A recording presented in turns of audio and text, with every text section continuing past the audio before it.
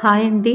ఇది రెగ్యులర్‌గా ఈ హెయిర్ ప్యాక్ యూజ్ చేయడం వలన చాలా హెల్తీగా తయారవుతుందండి. నేను మళ్ళా శ్రీకాకుళం వెళ్ళాల్సొస్తుంది. చాలా వెడ్డింగ్స్ ఉన్నాయి. సో, వెడ్డింగ్ ఆర్డర్స్‌తో పాటు నేను అటెండ్ అవ్వాల్సిన వెడ్డింగ్స్ కూడా ఉన్నాయన్నమాట. ఇంక శ్రీకాకుళం వెళ్తే నాకు అస్సలు టైం ఉండదు కాబట్టి, ఇక్కడ నాకు ఇంట్లో ఉన్న వాటితో ఏదైనా హెయిర్ ప్యాక్ వేసేసుకుందామని అనిపించి, ఇంట్లో ఉన్న మందార ఆకులు, మందార పువ్వులు, కరివేపాకు, తులసి, అలోవెరా ఇవన్నీ కూడా మనకి అందుబాటులో ఉండేవే కాబట్టి వాటితో హెయిర్ ప్యాక్ చేసుకుందామని తీసుకుంటున్నానమాట. మనకి హెయిర్ ఫాల్ ఉందా, పల్చగా అయిపోతుందా, ఫ్రిడ్జీనెస్ ఉందా, డ్రై అయిపోతుందా, స్ప్లిట్ ఎండ్స్ ఇలా మీరు బాధపడుతుంటే మాత్రం ఈ simple home made hair pack మాత్రం మ్యాజిక్ రెమెడీ లాగే పనిచేస్తుందండి. బేసికల్గా మందార ఆకులు పువ్వుల్లో ఉన్న సారం ఏంటంటే మీ జుట్టును హెల్దీగా షైనీగా ఉంచేలాగా చేస్తుందన్నమాట.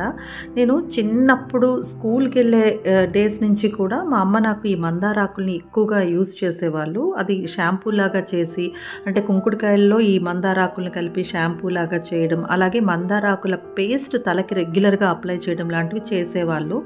మరి దాని ప్రభావమో ఏమో హెయిర్ అయితే మాత్రం చాలా థిక్గా వాల్యూమ్ ఎక్కువగా ఉండేదన్నమాట.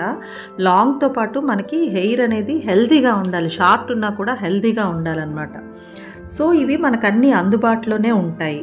కరివేపాకు కానీ, అలోవెరా, తులసి, ఎగ్స్, భృంగరాజ్ పొడి అని దొరుకుతుందండి. ఇది మనం ఆకులైనా వేసుకోవచ్చు. ఆకులు అందుబాటులో లేనప్పుడు పౌడర్ దొరుకుతుంది మనకి.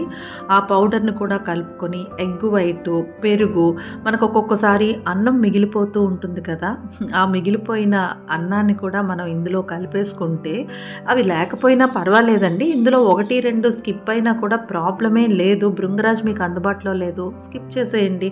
బట్ ఈ మెంతులు ఇవన్నీ అయితే మనకి అందుబాటులో ఉంటాయి కదా. కరివేపాకు వీలైనంత వరకు అందరికీ కిచెన్లో అందుబాటులో ఉంటుంది. అలోవెరాకి సైడ్స్ తీసేసి పీసెస్ లాగా కట్ చేసేసి అలాగా వేసేసుకోవచ్చు అనమాట. సో ఇది చాలా బాగా పనిచేస్తుందండి.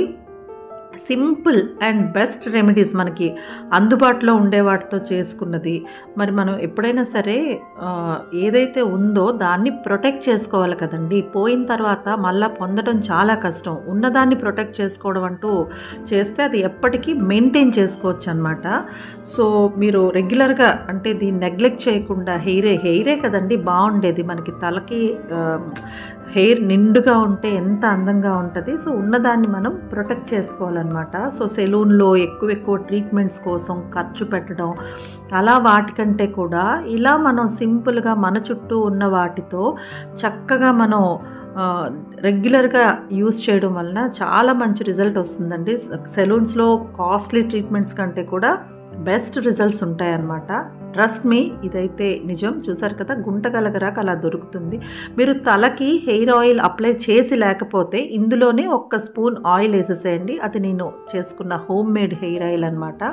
సో ఇక్కడ పేస్ట్ రెడీ అయిపోయింది కదా, నేను అప్లై చేసుకుంటున్నానండి. మొత్తం రూట్స్ నుంచి టాప్ నుంచి కింద వరకు మనం అప్లై చేసుకొని తలకి చుట్టూతో అలాగా చుట్టేసుకున్నామంటే ఒక 20 minutes to half an hour ఉండండి, సరిపోతుంది.